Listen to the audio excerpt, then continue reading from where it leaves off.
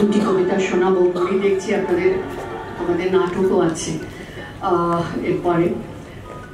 যে দুটি কবিতা শোনাবো, একটি হীরকদার অনুরোধ ছোট্ট কবিতা সুবোধ সরকারের বেলুড়।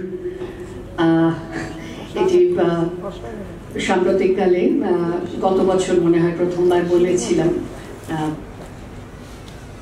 রানাঘাটে বিবেক উৎসবে বলেছিলাম, গত বছর না, এই বছরই 12ই জানুয়ারি। তারপর আমি নিজেই দেখলাম যে ওরাই কবিতাটি ভিডিও করে পোস্ট করেছিল সাম্প্রতিক সময়ে। কবে একটা সুবোধদাই আমাকে পাঠালেন যে সেটার প্রায় 41 লক্ষ ভিউ হয়েছে।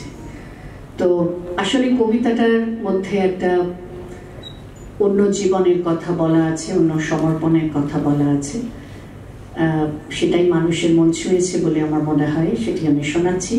তারপর আমার শেষ নিবেদনে যাব, সেটি সুনীল গঙ্গোপাধ্যায়ের একটি কবিতা, স্বাধীনতার স্বপ্নভঙ্গ এবং স্বদেশ।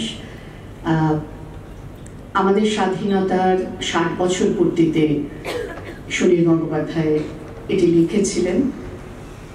জুলাই মাস শেষ, সামনে অগস্ট, 15ই অগস্ট।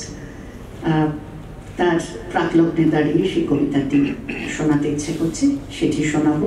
তার আগে বলি, আজকে যারা সহযোগিতা করছেন, আবহ প্রয়োগ করছেন শান্তনু বন্দ্যোপাধ্যায়, ধ্বনি প্রক্ষেপণে আছেন লাঞ্চু, এরাই সবসময় আমার সঙ্গে যান। তারাও আজকে এসেছে আমার সাথে অর্থনীতি বিভাগের প্রাক্তনীদের এই অনুষ্ঠানে যোগ দিতে।